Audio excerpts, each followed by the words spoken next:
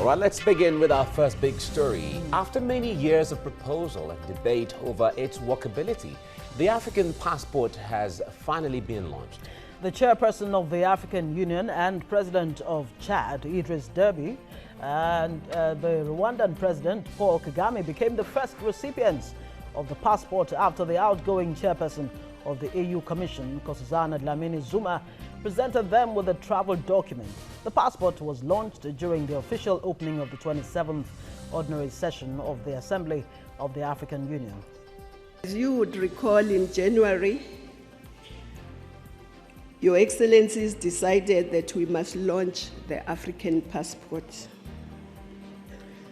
We are making this start with heads of state and government, foreign ministers, ambassadors, RECs, and organs.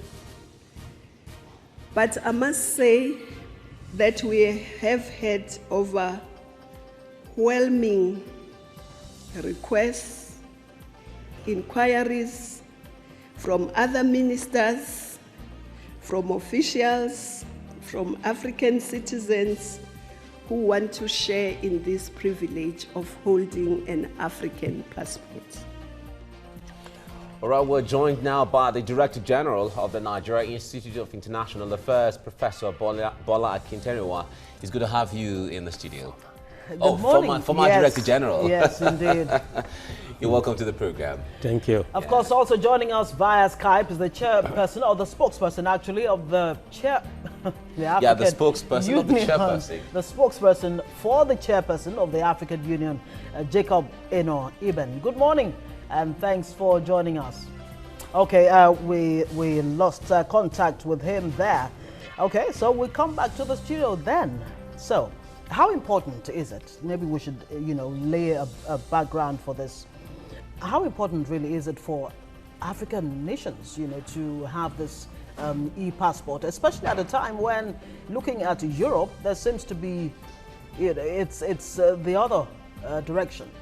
I think it's a significant step that has just been taken. It is a step in furtherance of the continental effort to have the whole of Africa fully integrated. You will recall that the treaty establishing the African Economic Community in 1991, which was done here in Abuja, Nigeria, decided to redefine the concept of a region as different from the conception of it by the United Nations. From the perspective of the United Nations, Africa is a region. But African leaders, for purposes of integration, decided to divide Africa into 5 regions. And this definition you can find in section 1D and 1E of the OAU Charter by that time. Now, Africa in 5 regions: West, North, Central, East, Southern. That is to say, there was the need to begin African integration from the regions. The hope, the strategy was that if each region of Africa, and there are 5 of them, can succeed in their integration effort, then comprehensively, one day or the other, Africa will be fully integrated. Now, passport is an instrument, an important instrument of regional integration, in the sense that this particular passport is supposed to facilitate the movement of goods, of services, of people.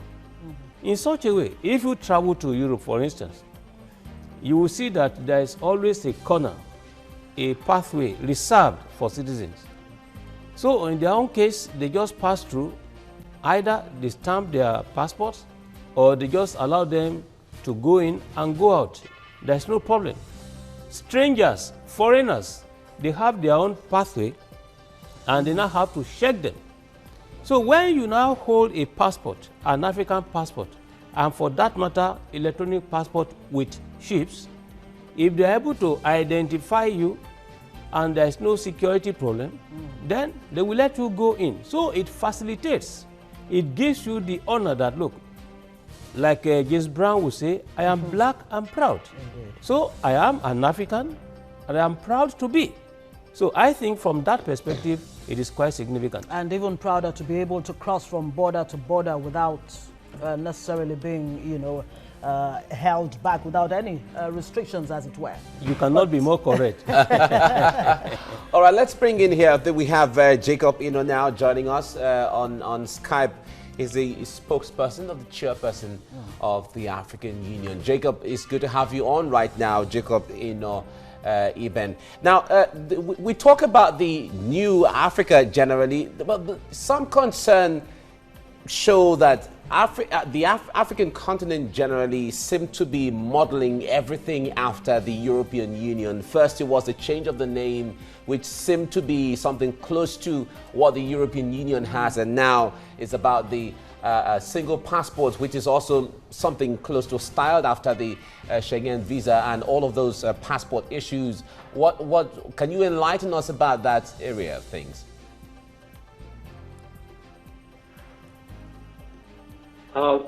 Thank you very much for this opportunity. It's a pleasure joining Ngozi and Mike on this interactive discussion, as well as your guest, who has quite elaborately explained the whole issue of continental integration and the source from which the AU started implementing this whole idea of an African Union passport. I'm not so sure if you want us to talk about comparing the African Union and the European Union, or you would want us to talk about the African passport, which,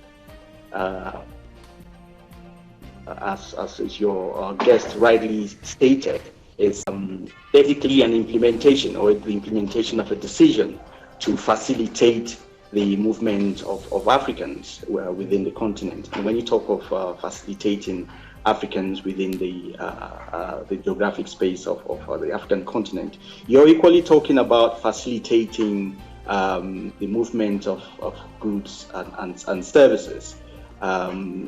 These are decisions that have been taken at the level of the African Union states, and the chairperson of the African Union Commission, together with the other members of the Commission, are moving forward with the implementation of this decision. Africans within the continent and outside the continent expressed the wish to be able to move freely within their continent when we were consulting 2-3 years back to establish the Agenda 2063, which is the continental framework for development. People clearly stated, particularly business people, students, stated that they wish to be able to move within their continent without constraints. Okay, let me stay with you, Jacob Enoh. The fact that many African countries do business with their colonial masters, this is still a major source of concern to observers. And some say, just making sure that, Africans have this e-passport is not enough to achieve the kind of integration we're talking about. Maybe you should even clarify for us, what exactly, what kind of integration do we mean here? And how about a situation where, instead of talking about e-passport, why not just allow other African citizens, across borders without visas, which is what some observers are saying? Mike, you're quite spot on in that in your reflection. The passport in itself doesn't move people. You may have a passport, you may have a visa to travel, but the means to travel wouldn't be there necessarily. The cost of traveling within our continent is quite high. That's a cause for concern. And for business people, some of them are unable to even do business with their counterparts, with neighboring countries, because of issues of trade barriers and high tariffs. And it's cheaper maybe importing some goods from outside the continent than it is importing from neighboring countries. And so integration of the continent is being looked at holistically. It's been looked at from the perspective of facilitating people's movement by having the necessary travel documents, which the passport basically comes in as a solution. But the African Union Commission, or the African Union, is looking at a number of areas to facilitate integration. They're looking at the Continental Free Trade Area, which the heads of states, when they met over the weekend in Kigali, decided that they have to take the necessary steps to launch the Continental Free Trade Area. Now, what do we mean about the Continental Free Trade Area? It's basically Africa just creating one big market where we would be able to trade amongst ourselves. Trade within the continent is estimated today to be about maximum of 15%. Now, if you look at other regional blocks in the world, they, like Europe, trade amongst themselves is nothing less than 60 or 70%. Now, how can we as Africans be able to trade amongst ourselves? We need to speed up our industrialization process. We need to remove all the trade barriers, and we need to be able to give people the necessary facilitate their transport in terms of the infrastructure. We are looking at the integrated high-speed train, which is one of the projects, flagship projects within Agenda 2063. So you're right. Continental integration from the perspective of the African Union is looking at all these aspects and not just looking only at the passport, which is one critical step that the union had to do, or the commission had to do, to facilitate that integration, but all these other aspects of continental integration. All right. Now, Professor, let me come to you on this. The having a single passport is just one. If you have a passport like he was saying earlier on, with all the stringent visa processes are still there, and all the currency barriers are still there, language and all of that. Now, what will make this single AU passport successful?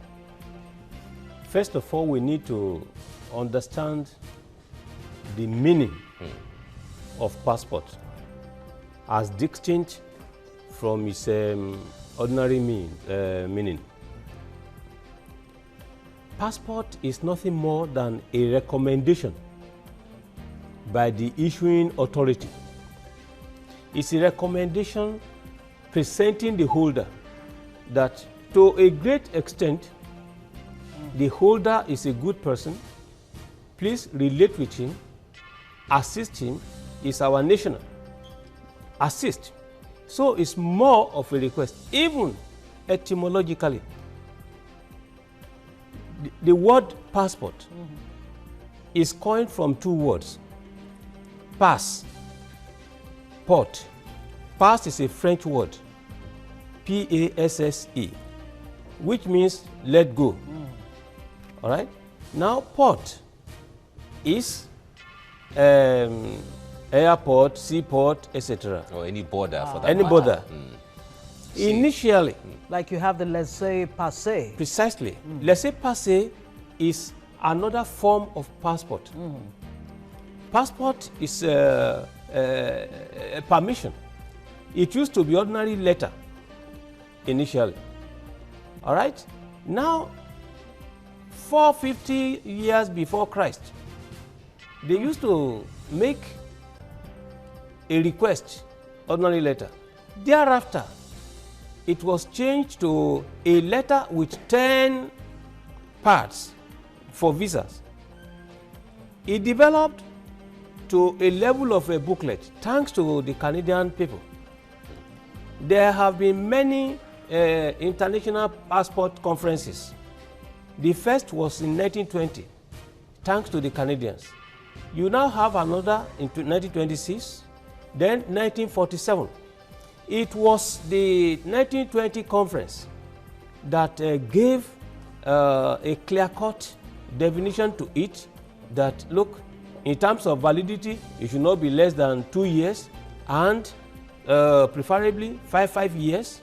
It says that, look, it should be a booklet rather than an ordinary letter, etc. Why I'm giving this is that unlike visa, I said passport is recommendation from the issuing authority. Visa is an acceptance of that recommendation, all right, by the host or will be receiving state where you are traveling to. So a country recommends, another country accepts. Now, when we put this within the framework of integration and the question you ask, it is not sufficient to have a passport. It doesn't mean anything. The mere fact that the passport must be visé, that is, the visa must be put on it, showing acceptance of the country you tend to travel to, all right, means that if you do not have acceptance from the country you are traveling to, then where is the beauty of the passport? Indeed. It doesn't mean anything. But I'm just wondering, how does this affect, regional blocs like ECOWAS and all the other, blocs that you have in Africa? ECOWAS, for example, you have your passport. It's easy for you to cross from Seme-Border to Togo without a visa, to Ghana, Cote d'Ivoire, and the rest of them. You don't need a visa necessarily. No, you see. So which one? Yes, Ngozi, you are right. You see, the point is that you mentioned the issue of laissez-passer. Laissez-passer is just a document attesting that, look, in the absence of a passport, please let go. Your identity will have been so. Now, ECOWAS, when they say there is no visa, it is not that there is no visa. Visa is a stamp of authority on a page of the passport. All right? But you cannot say you want to cross from Nigeria to Benin Republic, our immediate neighbor, without visa. There is another expression of visa. They must still stamp you in and out. That is another expression of permission. Okay. You see, the issue is that within the framework of the ECOWAS, because we have ECOWAS community, you are a community citizen, I am. Now, the agreement, and that's why I agree with your earlier question that I expected my brother Eno to expatiate on. The ECOWAS agreement is that any community citizen traveling within the region, the West African region, Yes. you don't need any protocol, you don't need any visa.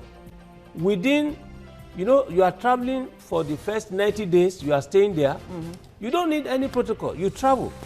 For as long as you have an identification card, all right, attesting to the fact that you are a community citizen.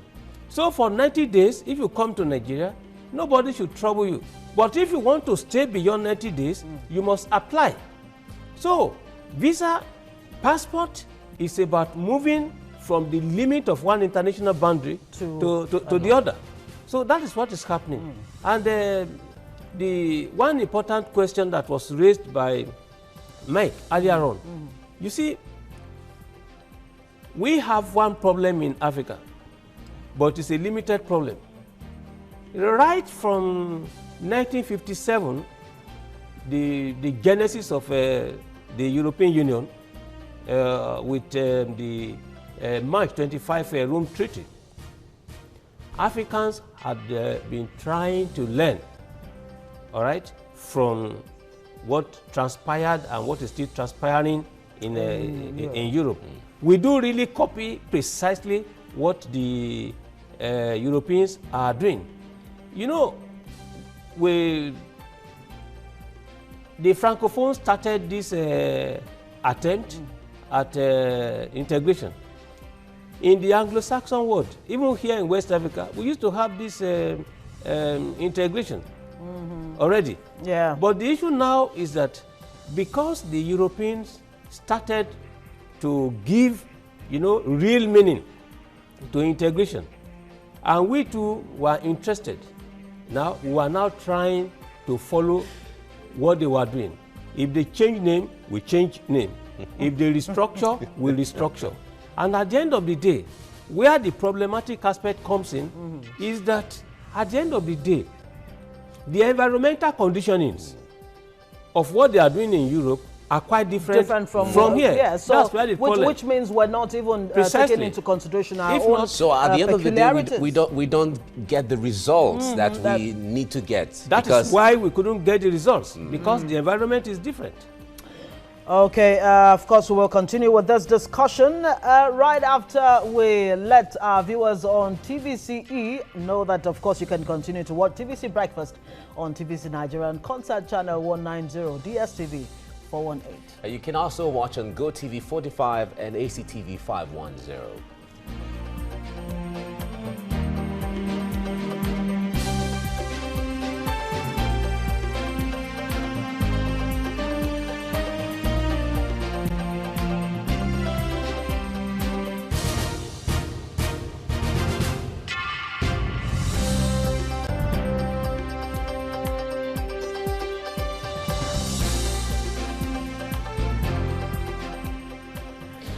All right, thanks for staying with us on TVC Breakfast. This morning we're talking about the AU single passport that's been launched by the African Union. Indeed, but before that, of course, let's let our viewers know that we have the DG, Nigeria Institute of International, former DG of NIIA here, Professor Bola Akinteriwa, and of course the spokesperson for the chairperson of the AU Commission is also via Skype with us, Ino Eben, that's Jacob Ino Eben, and we've just been joined by our own Blessing Idahosa, who was on ground in Kigali to cover the 27th AU Summit.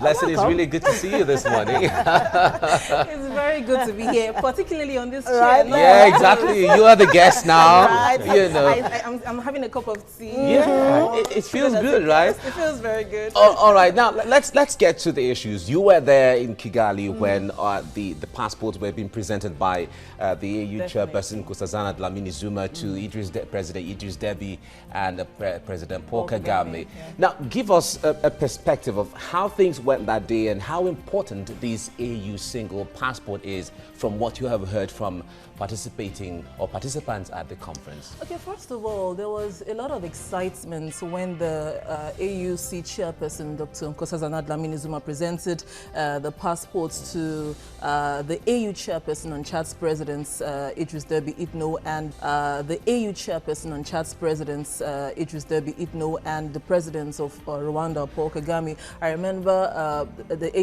AU chairperson, Chad's president, making a joke out of it that, wow, he can now travel all around. The same thing with Paul Kagame. So they were all excited, including all the foreign ministers. They were all excited about this.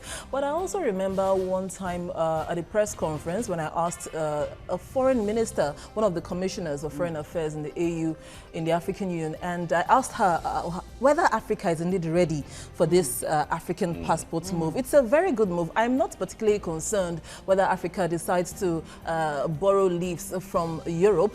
If it's a good thing, that's fine. You know, they are more, in quote, advanced, so I don't think it's a bad thing to learn some things from them. But then, like we mentioned, like Professor mentioned earlier, there are environmental concerns. So I asked her if Africa is indeed ready. There is insecurity in the continent. So allowing Africans to move all around without visas, how would that be? How realistic is that? There is, talking about the insecurity, and she said Africans should not be afraid to move around because of insecurity. There's also insecurity in Europe and other continents, but they still move around. But now, aside from insecurity, there are also differences in many African countries. Languages, for example. Even aside from language, Africans are not very, in quotes, receptive yet to each other. We see in South Africa where many South Africans are thinking about other citizens coming to take their jobs. We saw the xenophobic resurgence recently. We also know that in East Africa, Kenya, Burundi and Uganda are signed to a single East African visa, but two other countries have opted out. They are not part of that deal. So how many countries are willing to get involved here? We know Rwanda, South Africa, and many other countries are very excited about it. But how many countries are willing to open their borders like that? Then again, there's the biometric issue. There are only about 14 African countries that have the ability to issue biometric passports. So what happened? We are talking about 54 African countries. So what's the success of that in the other countries? So there are many Let's barriers. bring Jacob in here. Jacob, you just heard what our correspondent who was on ground there in Kigali said concerning the issues that were raised about security at a time when, you know, terrorism and, of course, all kinds of cross-border crimes are on the rise in Africa. What are your concerns, especially of the AU, concerning this? How does the AU plan to, you know, meet this challenge?